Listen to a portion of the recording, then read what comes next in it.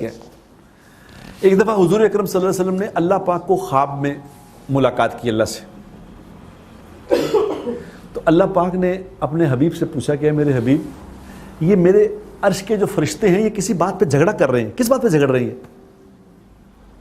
اب یہ اللہ کا سٹائل ہے, حالانکہ لوگ پتہ ہے کیا بات ہو رہی ہے, کیا کر رہے ہیں, اللہ کو سب پتہ, لیکن اللہ کا سٹائل یہ, اللہ ایسے پوچھتے ہیں ہاں یہ کیا ہو رہا ہے, یہ آپ کیا کر رہے ہیں, یہ اللہ پوچھتے ہیں. تو اللہ نے کہا کہ میرے حبیب یہ کیا کس بات پہ جھگڑ رہے ہیں؟ تو اللہ کے نبی نے عرض کیا کہ یا اللہ یہ کہہ رہے ہیں کہ کون سے وہ ایسے اعمال ہیں کہ جن اعمال کو جب کوئی مسلمان کرتا ہے تو اللہ اس کے سارے گناہ معاف کر دیتے ہیں. تو اس پہ جھگڑ رہے ہیں, وہ کہہ رہا ہے یہ بڑا عمل ہے, وہ کہہ رہا ہے یہ بڑا عمل ہے, اس پہ جھگڑا ہو رہا ہے. تو اچھا اللہ پاک نے کہا اچھا اور کس بات پہ جھگڑ رہے ہیں؟ کہ جی یا اللہ یہ اور اس بات پہ جھگڑ رہے ہیں کہ وہ کون سے ایسے اعمال ہیں کہ جن اعمال کی برکت سے جب آدمی جنت میں چلا جائے گا تو اگر وہ اعمال کرتا ہوا آیا ہے تو اس کے جنت کے درجے بہت بلند ہو جائیں گے, وہ کون سے اعمال ہیں؟ اس بات پہ جھگڑا ہو رہا ہے. تو اللہ نے پوچھا اچھا میرے حبیب بتا کون سے بلا اعمال ہیں جن سے سارے گناہ معاف ہو جاتے ہیں؟ تو اللہ کے نبی نے عرض کیا کہ یا اللہ یہ کہہ رہے ہیں کہ سب سے بڑا عمل وہ ہے جس سے سارے گناہ معاف ہو جاتے ہیں, وہ ہے فرض نماز پڑھنے کے لیے چل کے مسجد میں جانا. جو اپنے گھر سے چل کے آیا ہے اس کے سارے گناہ معاف. اچھا چل کے آنے میں مراد یہ نہیں کہ پیدل چل کے آئے, نہیں, گاڑی میں بھی جو ہے وہ اسی میں ہے, گھر سے آ گیا مسجد میں, اس سے گناہ معاف. اللہ نے پوچھا اچھا اور دوسرا کون سا عمل ہے؟ کہا یا اللہ یہ کہہ رہے ہیں دوسرا عمل وہ ہے ہر طرح کے حالات میں, تنگی ہو, بیماری ہو, رات ہو, دن ہو, جیسے بھی حالات ہوں, اچھی طرح وضو کرنا. اچھی طرح وضو کرنے سے سارے گناہ معاف ہو جاتے ہیں. اور اچھی طرح وضو پتہ کیا ہوتا ہے؟ اچھی طرح وضو کرنے سے لوگ مراد یہ سمجھتے ہیں کہ اچھی طرح وضو کرنا خوب پانی جا کے ہر چیز خشک, ہر چیز کو گیلی کر لو. اچھا وضو میرے دوستو وہ ہوتا ہے جس میں سب سے کم پانی استعمال ہو, کیونکہ جناب رسول اللہ صلی اللہ علیہ وسلم نے جو وضو فرمایا ہے وہ وضو وہ ہے جو 1 کلو سے کم پانی سے وضو کیا, 1 کلو سے کم یعنی 1 لیٹر پانی سے وضو کیا آپ سب سے. بہترین وضو 1 لیٹر والا ہے. پھر اللہ پاک نے اچھا اور کون سا؟ کہا جی یا اللہ یہ کہہ رہے ہیں کہ ایک نماز کے بعد دوسری نماز کے انتظار میں بیٹھا رہنا, اس سے پچھلے سارے گناہ معاف ہو جاتے ہیں. اللہ نے آپ کو تو بٹھا ہی لیا مسجد کہ لو بیٹھو میری بات سنو. پھر اس کے بعد پوچھا کہ وہ اچھا وہ 3 عمل کون سے ہیں جن سے جنت میں تو آدمی چلا جائے گا, جنت کا فیصلہ ہو گیا, اب میرے اور ان کے اعمال ایک جتنے ہیں, اب دونوں جنت میں چلے گئے. اب پتہ چلا کہ اعمال تو ہمارے ایک جتنے تھے لیکن ان کے درجے بہت اوپر چلے گئے, میں نیچے رہ گیا. کہ بھئی یہ کیا ہوا کہ جی وہ کون سے اعمال ہیں جن سے درجے بلند ہو جائیں گے؟ فرمایا وہ یہ کہہ رہے ہیں کہ سب سے بڑا وہ عمل ہے جس سے درجے بلند ہو جائیں گے, وہ کھانا کھلانا ہے, دوسروں کو کھانا کھلانا. اس سے کھانا کھانے سے مراد میرے دوستو غریبوں کو کھانا کھلانا نہیں ہے کہ غریبوں کو کھلانا نہیں, غریب ہو امیر ہو بس کھانا کھلاؤ, اپنا دسترخوان وسیع کرو. یہ محبوب عمل جو کھانا لوگوں کو کھلائے گا اس کے درجے بہت بلند ہو جائیں گے. ایک روایت میں نے پڑھا یا سنا کہ موسیٰ علیہ السلام نے اللہ سے پوچھا کہ یا اللہ یہ فرعون اتنا بڑا ظالم آدمی ہے, اتنے 70,000 بچہ ذبح کرا دیا, ایسا کوئی ظالم آ سکتا ہے دنیا میں؟ اتنا ظالم ہے تو آپ نے اتنی ڈھیل دی اس کو. 500 سال کی عمر تھی اس کی تو 300 سال اس کے سر میں درد نہیں ہوا. یا اللہ یہ اتنی ڈھیل کیوں دی اتنے ظالم کو؟ تو اللہ پاک نے موسیٰ علیہ السلام سے کہا کہ موسیٰ اس کے پاس ایک عمل ایسا تھا جس کی وجہ سے ہم نے اس کو بہت مہلت دی. کہا جی وہ کون سا عمل؟ فرمایا یہ لوگوں کو کھانا کھلایا کرتا تھا, اس کا دسترخوان وسیع تھا, لوگوں کو کھانا کھلاتا تھا. اللہ کو پسند ہے کھانا کھلانا, چاہے وہ کافر ہی کیوں نہ ہو. اگر کافر بھی لوگوں کو کھانا کھلائے گا اللہ اس کے رزق میں بھی برکت دیں گے, اس کی زندگی میں برکت ملے گی اس کو. تو پھر پوچھا اللہ پاک نے کہ دوسرا عمل کون سا بتاتے ہیں اس سے عمل بڑھ جاتے ہیں؟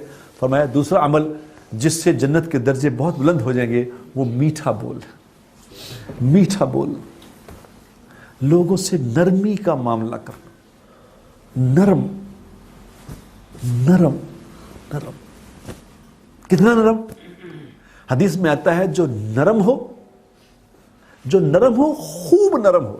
آئے ہائے, دیکھو خالی یہ نہیں کہا کہ نرم ہو, نہیں, نرم ہو, خوب نرم ہو.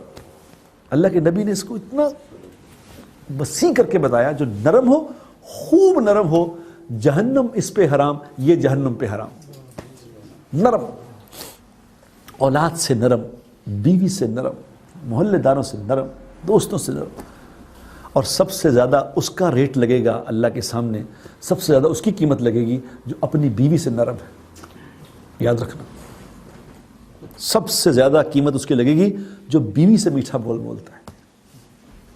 یہ سب سے اوکھا کام ہے, کیونکہ بیویوں کو تو آدمی بیوی سمجھتا ہے نا, کیونکہ تو بیوی ہے, اور کھانا لاؤ بھائی, کھانا لاؤ,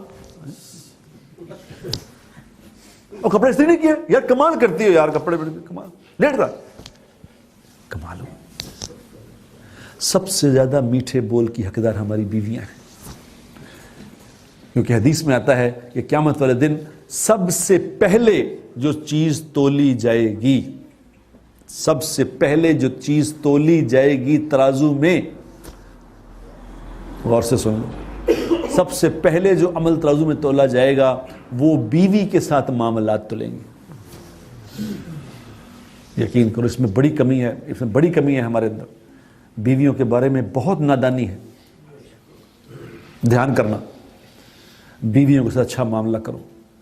حضور اکرم صلی اللہ علیہ وسلم نے فرمایا, جس کا مفہوم یہ, تم میں سے بہترین وہ ہے جو اپنے گھر والوں سے بہترین ہے. اور آپ نے فرمایا میں سب سے بہترین میں ہوں تم سے. میں اپنے گھر, اور گھر والوں سے مراد کون ہے؟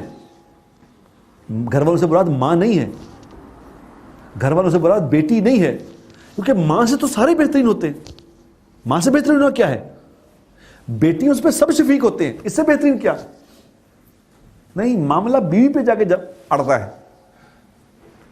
کیونکہ ہم لوگ یہاں جب سے آئے ہوئے ہیں, چونکہ مولانا ساتھ ہیں, تو اتنے کیس آئے ہیں سامنے بیویوں کے, خامدوں کے, بیویوں کے, صبح شام. ابھی میں آپ کو اپنا موبائل دکھاؤں, اس پہ دیکھ کتنے لوگوں کے یہ میسج ہیں کہ ہمارے لیے دعا کر دیں, ہماری بیوی سے لڑائی ہو گئی, بھی 2 سال ہو گئے لڑ رہے. اندر جیل میں نے دیکھا بیویوں کو مار کے آئی میں اندر. اور میں نے کہا ظالم, تو بیوی کو تو نے کیوں مارا؟ تجھے پتا تھا کہ یہاں تو وہ چکر نہیں ہے, پاکستان تھوڑی ہے کہ وہاں تو مار بھی لیا تو کچھ بھی نہیں, تو یہاں تجھے پتا بھی تھا, پھر کیوں مارا؟ باجی غصہ آ گیا. کہ سبحان اللہ, تیرا غصہ کمال ہے جو بیوی پہ اتارا تو نے. باہر جا کسی پٹھان سے جا کے بات کر, غصہ کر, تجھے بتائے غصہ کیا ہوتا ہے. بیوی پہ غصہ تجھے ہے, خان صاحب پہ کر غصہ, تجھے بتائے.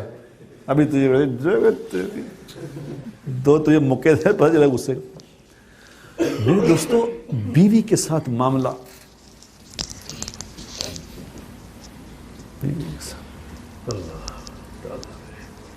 دونوں طرف ہے. ادھر بیویوں کو کہا کہ بیویوں سے بھی اللہ نے یہ حکم دیا بیویوں کو کہ بہترین عورت کون سی ہے؟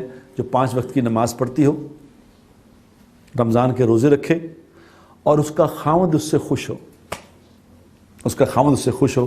یہ جنت کے 8 دروازوں میں سے جس دروازے میں سے چاہے جنت میں چلی جائے. حدیث میں آتا ہے کہ اللہ کے نبی نے فرمایا کہ اگر میں کسی کو سجدے کا حکم دیتا تو بیوی کو کہتا خاوند کو سجدہ کریں. بیوی کو خاوند خوش کر, خاوند کو بیوی کو خوش کر. اور ایک فارمولہ آپ کو بتا دیتا ہوں, وہ کیا کرو سارے, اور اس کو آگے بھی لوگوں کو بتا دو. جتنے لڑائی کرنے والی پارٹی ہیں نا گھروں میں, جو گھر میں غصے نکالنے والے, ان کو بتا رہا ہوں. وہ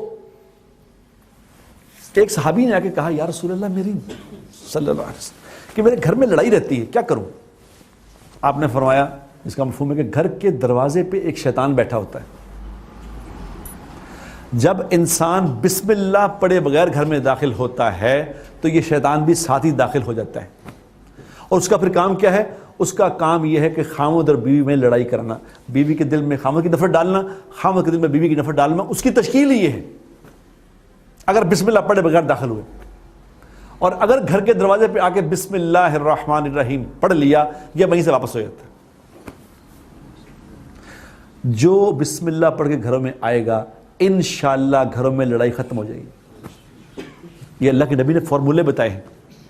میں تو لوگوں کو کہتا ہوں خدا کے لیے نبی کی زندگی سیکھو یار. کیا کر رہے ہو, کیا کر رہے ہو. میرے کل یہاں میرے سینے میں تکلیف ہوئی رات کو. اب اتنی تکلیف ہوئی زیادہ مجھے, تو میں نے کہا یار یہ وہی تکلیف لگتی ہے جو مجھے ہارٹ اٹیک میں ہوئی تھی, وہی تکلیف ہے. تو ہمارے ایک ساتھی نے کہا کہ ٹھہر جو میں پڑھتا ہوں دعا. تو انہوں نے کہا بسم اللہ الرحمن الرحیم, بسم اللہ الرحمن الرحیم, بسم اللہ الرحمن الرحیم, اعوذ بعزت اللہ و قدرتہ من شر ما اجد و احاذر. 7 دفعہ یہ پڑھ کے یہ دم کیا, میں یوں ہاتھ پھیر دیا. خدا کی قسم آج کل رات کی بات ہے, ڈاکٹر کو بلایا کہ تکلیف ہو رہی, لیکن آج وہ اس نے دم کر دیا. آج یہ ایسے ایسے مجھے کبھی درد ہوئی ہی نہیں. اللہ کے نبی نے دعائیں بتائیں, اللہ کے نبی نے وہ زندگی بتائی, یہ سیکھ لو, یہ کر لو, یہ کر لو. ایک صحابی نے کہا یا رسول اللہ گھر میں مالی حالات ٹھیک نہیں, تو آپ نے کہا ٹھیک ہے گھر میں داخل ہوا کرو, جب بسم اللہ پڑھ کے داخل ہو سلام کیا کرو گھر میں, السلام علیکم, اور ایک دفعہ دروشی پڑھو, ایک دفعہ قل اللہ پڑھو, بس. اس کو مضبوط پکڑ لو. تو صحابی چلے گئے کہ ٹھیک ہے جی. کچھ دنوں بعد ملے, آپ نے فرمایا بھی تمہیں بتایا تھا تمہارے گھر کے مالی حالات ٹھیک نہیں تھے, کیا ہوا؟ اس نے کہا جی آپ نے بتا تو دیا تھا, پھر کہ جی میں نے مضبوط پکڑ لیا. کبھی اس کے بغیر گھر میں داخل نہیں ہوا, کبھی بسم اللہ کے بغیر داخل نہیں ہوا, کبھی سلام کے بغیر داخل نہیں ہوا, کبھی درود شریف کے بغیر, اور کبھی قل ہو اللہ کے بغیر گھر میں داخل نہیں ہوا. پھر کیا ہوا؟ پھر جی یہ ہوا کہ میرا گھر نہیں, میرے گھر کے قریب جتنے گھر تھے سب کے مالی حالات اچھے ہو گئے. آسان فارمولے, آسان فارمولے اللہ کے نبی نے بتائے کہ یہ کام کر لیا کرو. تو اللہ کے نبی نے بتایا کہ جی یہ کہہ رہے ہیں میٹھا بول, میٹھے بول سے بہت جلدی چلے جاؤ گے جنت میں, جلدی آسان ہو جائے گا. اور میٹھا بول کیا؟ زبان کو قابو میں رکھو, بس زبان کو لگام دو. ایک بزرگ نے کہا میں جب بھی پچھتایا ہوں, کچھ بول کے پچھتایا ہوں, کبھی چپ رہنے پہ نہیں پچھتایا کہ چپ کیوں رہا. اس بات پہ تو پچھتایا کہ کیوں بولا اس وقت, میں نے کیوں کہی یہ بات. یہ افسوس نہیں ہوا کہ میں چپ کیوں رہا وہاں. اور پھر تیسرا عمل یہ بتا, اب میں اس پہ کیا بات آپ کو بتاؤں, یقین کریں اتنی بات ہے, یہ اتنی ضروری بات ہے کہ ساری رات یہی بات کرتے ہیں تو ختم نہ ہو. اتنی ضروری بات ہے یہ. ہمارے اخلاق اتنے بگڑ گئے ہیں,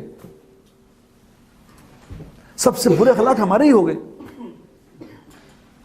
ایک گورے سے میں نے بات کی, مجھے کوئی دوست ہے میرا یہاں ہیزلنگٹن میں, اس نے کہا میرا ایک گورا دوست ہے, اس سے بات کرو. اس سے میں نے بات کی, آپ یقین کہ اتنا میٹھا بول رہا تھا, اتنا میٹھا. تو ہمارے پنجابی شروع ہوتے ہیں کیا آواز جی ٹھیک ہو, وہ بولنا اتنا ہو کڑوا ہی بول, اور سناؤ جی ٹھیک ہو, یعنی ایسا تلخی اور سختی, مٹھاس ختم ہو گئی. اور پھر تیسری بات یہ فرمائی کہ تیسرا عمل جس سے جنت کے درجے بہت بڑھ جائیں گے, وہ راتوں کو اللہ کے سامنے کھڑا ہونا, راتوں کو نماز پڑھنا, راتوں تہجد کی نماز سے مراد. یہ ایک حدیث پاک اللہ کے نبی نے بتائی ہے کہ یہ عمل کر لو تو تمہاری زندگیاں بن جائیں گی. تو میرے دوستو بات تو میں کرنے آیا تھا تھوڑی دیر کے لیے, لیکن کیا ہوتا ہے کہ ہمارا نظام بڑا ہی آسان والا معاملہ ہے کہ تھوڑی سی زندگی ہے, اس کو اچھی طرح گزار لیں, اور اس کو اپنے آپ کو مسافر سمجھ کے گزار لیں کہ جانا ہے, ہم نے تیاری کر رہے ہیں.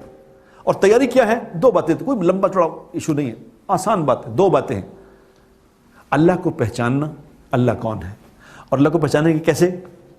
دیکھو جس کے تذکرے ہوتے ہیں, جس چیز کے تذکرے ہوتے ہیں, جس کی عظمت بڑائی بیان کی جاتی ہے, اس کی عظمت دل میں آتی ہے. جیسے وہ کوئی کہتا نا کہ کسی کا بچہ کہے کہ جی ہمارے پاس اتنی بڑی بڑی گاڑیاں ہیں, اتنا بڑا گھر ہے, یہ سارا کہاں سے آیا؟ تو کہتا ہے بیٹا تیرے دادا نے بڑی محنت کی تھی, تیرے دادا کی بڑی محنت ہے, انہوں نے یہاں پہ آ کے پہلے سائیکل پہ صابن بیچا کرتے تھے, پھر انہوں نے بہت محنت کر کے صبح شام ایک کر کے جناب فیکٹری لگائی, پھر یہ کیا, پھر یہ کیا, یہ ہمارے لیے انہوں نے کیا. تو دادا کی عظمت پوتے کے دل میں خود بخود آ جائے گی کہ دادا نے ہمارے لیے اتنا کچھ کیا. تو میرے دوستو اپنی اولاد کے سامنے, اپنے دوستوں کے سامنے, اپنے گھر والوں کے سامنے اللہ کے احسانات گنوانا, اللہ نے ہمارے پر یہ کرم کیا, اللہ نے ہمارے پر یہ کرم, اللہ نے میرے کیا, اللہ نے یہ مہربانی, اللہ نے. اور آپ تو خاص طور پہ آپ یا آپ کے آباء و اجداد یہاں خالی ہاتھ آئے تھے, اس اللہ نے مہربانیاں کی, یہاں گھر بھی دے دیے, یہاں گاڑیاں بھی ہو گئی, یہاں سہولتیں بھی ہو گئی, سارا نظام کس نے چلائے؟ اس اللہ کی نعمتوں کو گنوانا اور خود بھی گننا، اولاد کو بھی بتانا، جس سے اللہ کی محبت دل میں آئے۔ اللہ کی محبت جب دل میں آ جائے گی میرے دوستوں تو اللہ کی بات ماننا آسان ہو جائے گی، ایک بات۔ دوسری، اللہ کے نبی کے ہمارے اوپر احسانات ہیں، تو اللہ کے نبی کے احسانات کو گنوانا کہ اللہ کے نبی نے ہم پہ کیا احسانات کیے ہیں۔ ایک بات سے بتاتا ہوں، ایک بات کے بعد ختم کر دوں گا کہ ٹائم اتنا نہیں ہوتا، کہ اللہ کے نبی صلی اللہ علیہ وسلم نے جو ہم پہ احسانات کیے ہیں وہ تو اتنے ہیں کہ ہم ساری زندگی آدم علیہ السلام سے لے کے قیامت تک جتنے انسان آئے، ایک انسان کی اتنی لمبی عمر ہو اور صرف حضور اکرم صلی اللہ علیہ وسلم کے احسانات گنتا رہے تو خدا کی قسم آپ کے احسان نہیں گن سکتے، اتنے احسان ہم پہ کیے۔ ایک احسان ہم پہ کیا کیا، اللہ سے کیا لے کے دیا ہمیں، سبحان اللہ، اللہ سے کہا کہ یا اللہ پہلی امتوں کی عمریں بہت لمبی تھی، 500 سال 800 سال 1000 سال اتنی لمبے لمبے اعمال کیا کرتے تھے، میری امت کی عمر ہی 60-70 سال ہیں، تھوڑی عمریں یا اللہ ان کی، یہ تھوڑے ان کے پاس وقت ہے۔ تو وہ پہلی امتوں کو جو عمل کرتے تھے ان کو ایک عمل کا ایک ہی ملا کرتا تھا، یہ تھوڑی وقت تھوڑا ہے، ان کو ایک کا ایک نہ دے، ان کو کچھ بڑھا کے دے دے۔ تو اللہ پاک نے کہا ٹھیک ہے، یہ ایک کریں گے ان کو 10 گنا دیں گے، ٹھیک ہے؟ کہا نہیں جی یہ ٹھیک تو ہے لیکن یہ تھوڑا کم ہے، تھوڑا اور ان کو بڑھا دیں۔ تو اللہ پاک نے فرمایا چل ٹھیک ہے میرے حبیب تو راضی ہو جا، یہ تیرا امتی ایک عمل کرے گا ہم اس کو 70 گنا دیں گے، راضی ہو گئے؟ کہا جی میں راضی ہو گیا لیکن میری امت ذرا زیادہ کمزور ہے، ان کی کمزوری زیادہ ہے۔ اللہ کے نبی کو پتا تھا کہ نہیں بانٹنے بھی آنا ہے، کہا جی یہ تھوڑے اور آپ بڑھا دیں گے، آپ کا کیا جائے گا؟ تو اللہ پاک نے کہا اے میرے حبیب تو راضی ہو جا، تیرا ایک امتی ایک عمل کرے گا ہم 700 گنا عطا فرمائیں۔ اب تو آپ خوش ہو گئے، کہا یا اللہ میں آپ سے راضی ہو گیا لیکن میری امت اور بھی کمزور ہے، بس ہی نہیں کیا۔ ہائے ہائے، اللہم صلی وسلم علی سیدنا محمد۔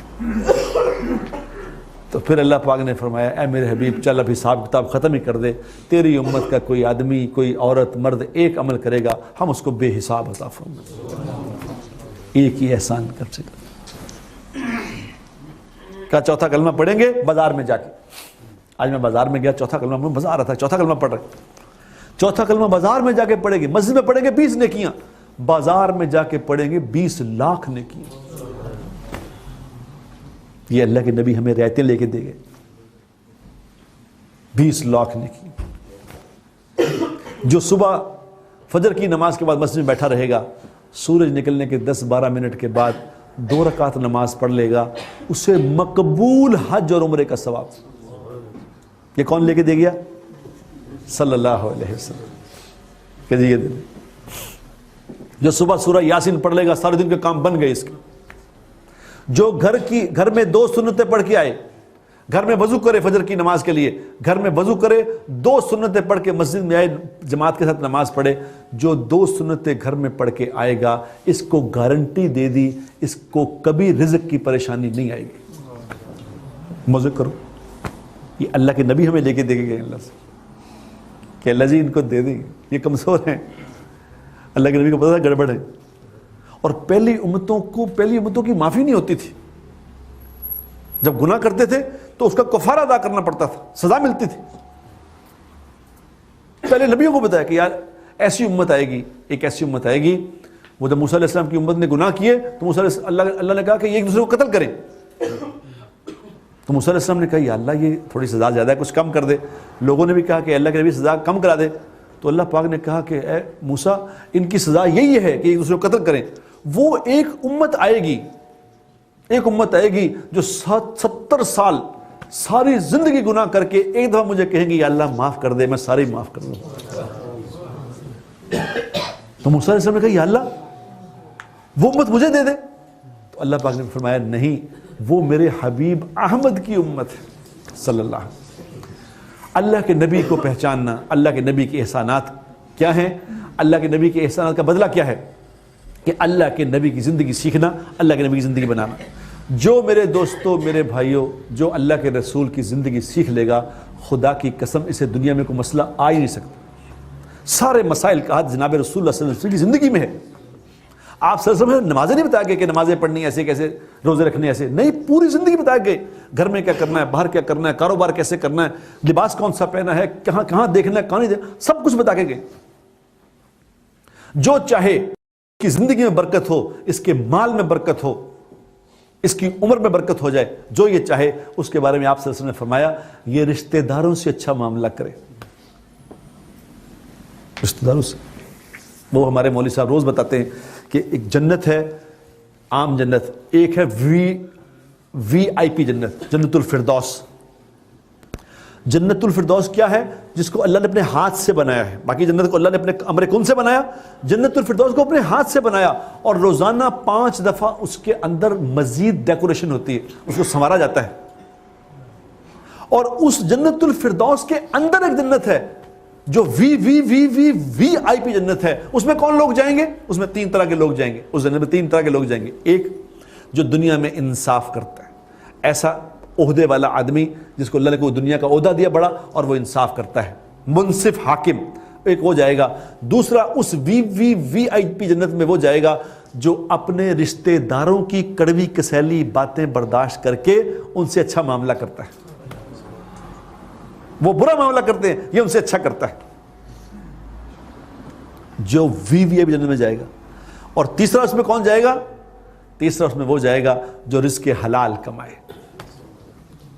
شراب بیچ سکتا تھا، شراب کی دکان خرید سکتا تھا، شراب کا معاملہ کر سکتا تھا، لیکن حلال کمانے کے لیے نہیں کیا. پس گیا، حرام نہیں کمایا، دھوکہ نہیں دیا.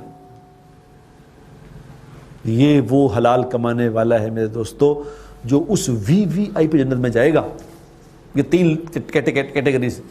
میرے پاس وہاں پیچھے ایک شہر میں تھے، ویک فیلڈ میں، تو وہاں ایک خاتون، ایک ہے کوئی یہاں وہ ایم پی ہے، کیا نام ہے، سیدہ وارسی، تو بڑی مشہور ہوئی. وہ انہوں نے کیا، وہ ہمارے پاس تشریف لائیں.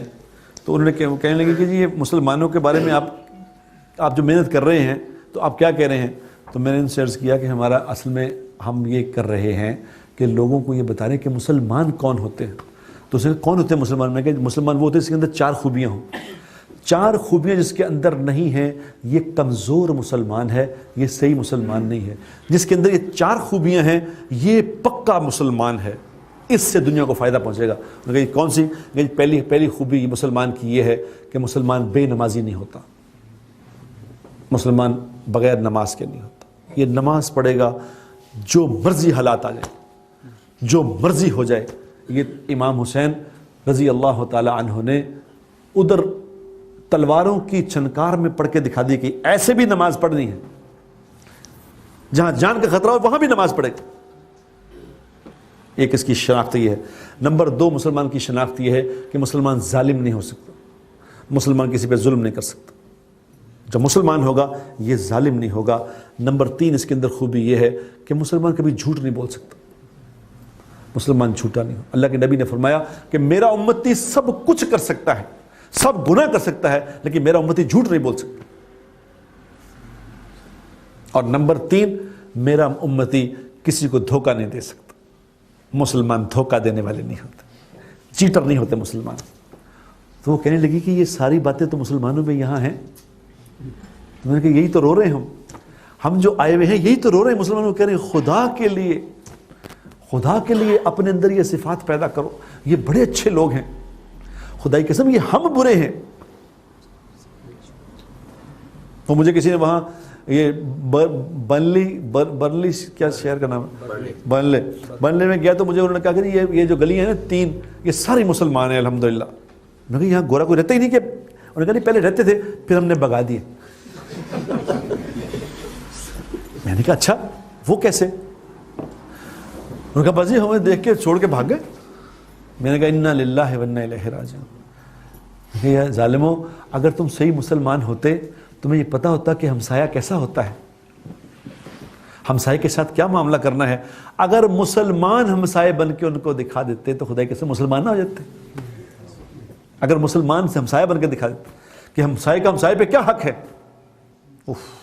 جبرائیل علیہ السلام کہتے ہیں کہ اتنے حقوق بتائے ہمسائے کے، اتنے حقوق بتائے کہ مجھے ڈر ہونے لگا کہیں وراثت میں بھی حصہ دار نہ بنا دیں. اتنے حقوق ہیں ہمسائے کے کہ جب وہ بیمار ہو جائے اس کی تیمارداری کرو، جب کوئی گھر میں چیز اچھی پکاؤ اس کو بھی دو، جب کوئی فوت ہو جائے جنازے میں جاؤ، اگر تجھ سے کبھی قرض مانگے تو قرض دے دو. اور حضور اکرم صلی اللہ علیہ وسلم نے فرمایا جس کو اللہ اور آخر کے دن پہ یقین ہے، اس کا مفہوم ہے جو اللہ اور آخر کے دن پہ یقین رکھتا ہے اسے چاہیے اپنے مہمان کا اکرام کرے اور اپنے ہمسائے کو نہ ستائے۔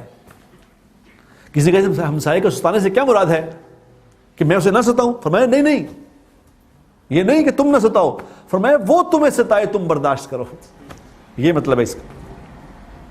تو یہ اگر مسلمان ہم بن جاتے، یہ مسلمان میں دوستوں محنت سے بنتے، خود بخود نہیں بنتے، خود بخود نہیں بنا کرتے، یہ تو محنت ہے۔ یہ جو تبلیغ کی محنت ہو رہی ہے اس بات کی محنت ہو رہی ہے کہ ایمان یقین اتنا مضبوط ہو جائے کہ اللہ کی نافرمانی کا کوئی دل میں شائبہ بھی نہ رہے۔ اور یہ جو محنت ہو رہی ہے میرے دوستو، یہ ایسی زبردست محنت ہے خدا کی قسم، ورنہ اس محنت کے بغیر تو ہمیں تو پتہ ہی نہیں تھا کہ یہ باتیں ہونی بھی چاہیے۔ ابھی تو کم از کم یہ پتہ چل گیا کہ یہ ہونا چاہیے، پہلے تو یہ پتہ نہیں تھا کہ یہ بھی ہوتا ہے۔ اور یاد رکھو مسلمان سارے کے سارے ہیرے ہیں، میں پورے یقین سے یہ بات کہتا ہوں کہ سب مسلمان ہیرے ہیں۔ ذرا نم ہو تو یہ مٹی بڑی زرخیز ہے ساقی، ذرا سا ان پہ محنت کرنے کی ضرورت ہے۔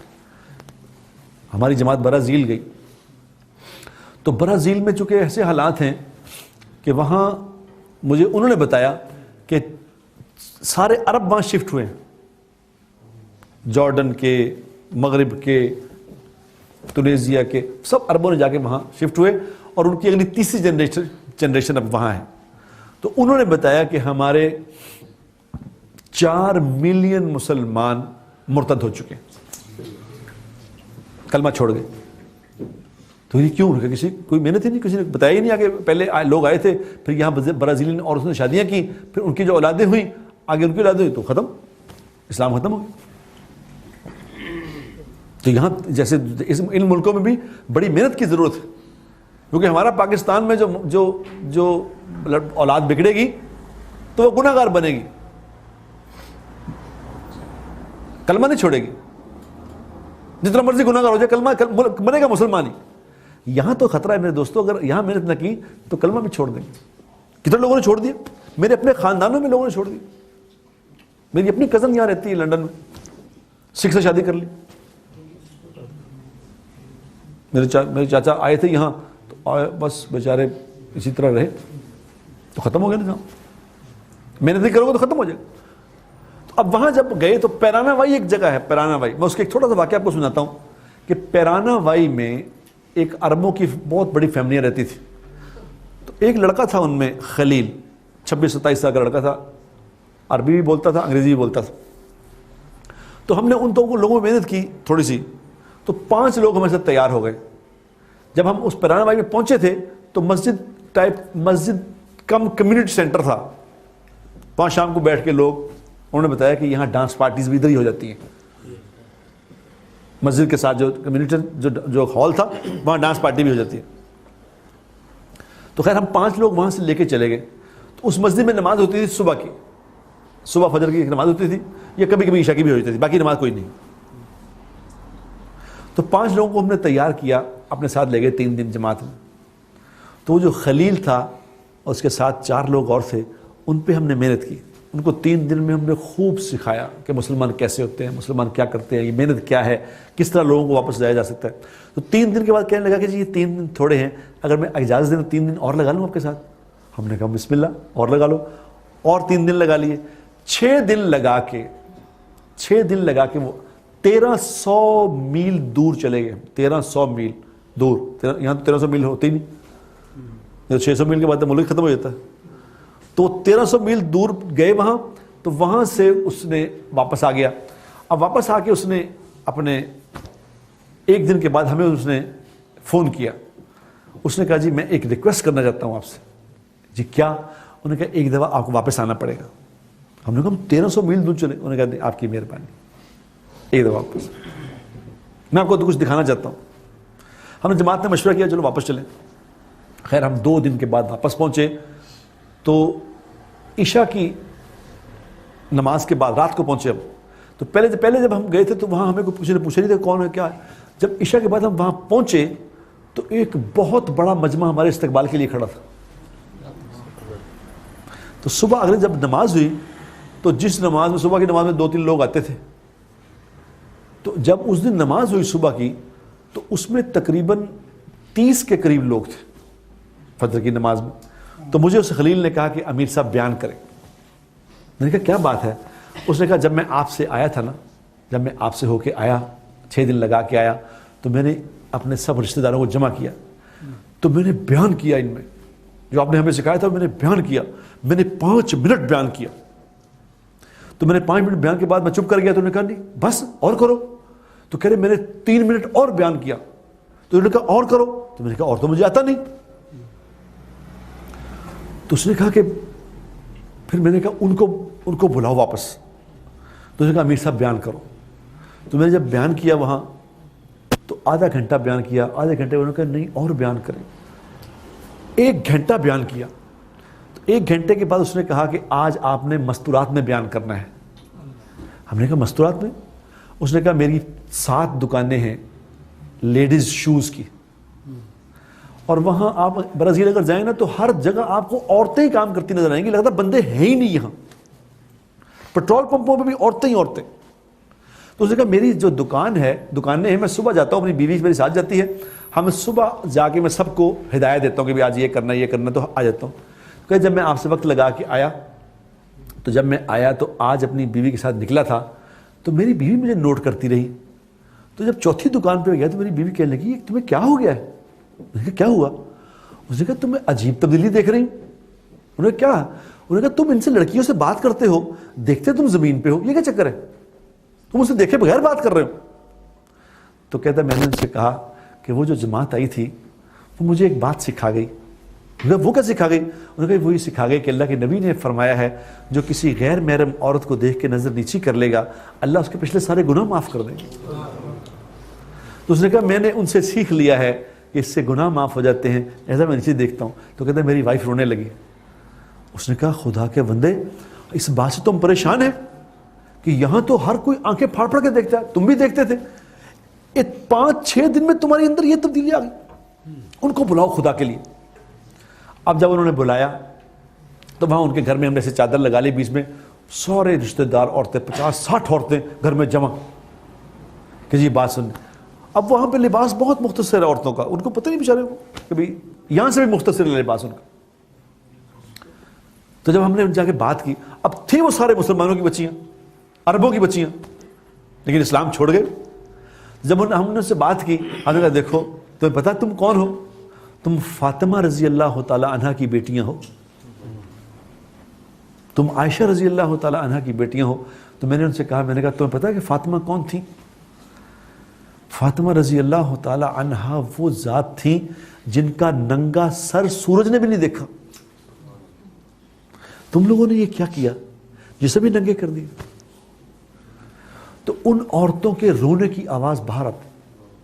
انہوں نے اندر سے پیغام بھیجا. انہوں نے کہا ہم خدا کی قسم کھا کے کہتی ہیں کہ ہمیں قسم ہے اس ذات کی جس نے ہمیں پیدا کیا ہے، آج سے پہلے ہمیں اس بات کا پتہ ہی نہیں تھا. تو انہوں نے کہا اب آپ لوگ جانا نا، ہمیں پورا دین سکھا کے جانا. تو ہم نے ان سے کہا ہمارا تو ویزا ختم ہو گیا، ہماری تو واپسی ہے. انہوں نے کہا خدا کے لیے پہلی دفعہ تو کوئی آیا ہے جس نے ہمیں بتایا کہ مسلمان کیا ہوتے ہیں. اگر آپ چلے گئے تو ہمیں کون سکھائے گا؟ ہم نے ان سے وعدہ کیا کہ ہم مستورات کی جماعت لے کے یہاں آئیں گے. اس وعدے پہ ہمیں جانے دیا. اب ہماری جماعتیں وہاں گئی تو انہوں نے بتایا کہ ان جگہوں پہ جہاں ہم کام کر کے آئے، جن مسجدوں کے اندر کتے میں نے اپنی آنکھوں سے دیکھے کتے، ان مسجدوں کے اندر اللہ کے فضل سے 5 وقت کی نمازیں ہو رہی ہیں، اور لوگ اللہ کے راستے میں. یعنی برازیل میں کام شروع ہو گیا کہ کیا ہم نے 7 مہینے لگائے تھے، ہمارے 7 مہینے لگانے کی برکت اور لوگوں نے بھی لگائے، ہم بھی گئے تو اللہ نے ان قربانی کی برکت سے دنیا میں دین زندہ کر دیا. اب یہاں یہ جو لوگ یہاں دین کی شکل ہے میرے دوستو، یہ دین کی شکل میں خود نہیں بنی، یہ اس محنت سے بنی ہے. ورنہ امریکہ میں گیا تھا 2002 میں گیا تھا تو وہاں لوگوں نے 2000 میں گیا تھا تو وہاں لوگوں نے بتایا تھا کہ ہم لوگ یہاں پہ نیو یارک کے اندر ایک ہی مسلح تھا، مسجد نہیں تھی کوئی. سن 1954 میں ایک مسلح تھا یہاں، اور کسی کو کہتا تھا نا، مسلمان کو مل جاتا تھا سڑک پہ، کہتا تھا کہ السلام علیکم، تو وہ آگے سے ہیلو ہائی کرتے تھے کہ کسی کو پتہ نہ چلے کہ ہم مسلمان ہیں. یہ لیسٹر شہر، یہ لیسٹر کتنی دور ہے؟ لیسٹر میں مجھے ایک مولوی صاحب کے گھر میں انہوں نے ہمیں ناشتہ کیا, انہوں نے بتایا, انہوں نے کہا میرے والد صاحب, کتنی پرانی بات ہو, 50-60 سال کی پہلے کی بات ہے, انہوں نے کہا میرے والد صاحب نے مجھے بتایا کہ میرے والد صاحب نے بتایا کہ ہم لوگ یہاں جمعے کی نماز اتوار کو پڑھا کرتے تھے. اب اللہ نے کیسی نظام چلا دیا کہ لیسٹر میں برقعے ہی برقعے نظر آ رہے ہیں, نمازی نمازی. یہ میرے دوستو ایک تھوڑی سی محنت سے ہو رہا ہے. اب اس کا ہم نے ایک کام کرنا ہے, اب ہم نے ان لوگوں کو اچھا مسلمان بن کے دیکھا. یہ جو میں نے 4 نشانیاں بتائیں, آج سے اس بات کی نیت کرو میرے دوستو. ایک تو ہم میں سے کوئی بے نمازی نہ ہو, دوسرا ہم میں جھوٹ بولنے والا کوئی نہ ہو, مسلمان کی شان کے خلاف ہے, مسلمان جھوٹ نہیں بولا کرتے. اور نمبر 3, کوئی ہم میں چیٹر نہ ہو, مسلمان چیٹ کرنے والے نہیں ہوتے. اس کا اگر نیت ارادہ کریں گے تو اللہ ہمیں بنا دے گا انشاءاللہ. پھر ان کو دکھائیں گے کہ ایسے مسلمان ہوتے ہیں. اور یہ اس محنت سے ہو رہا ہے میرے دوستو. اس محنت کی برکت سے ہر شعبے کا آدمی دین پہ لگ رہا ہے, یقین کرو. اداکار, کھلاڑی میں نے آپ کو بتایا, حتیٰ کہ میں آپ کو بتاؤں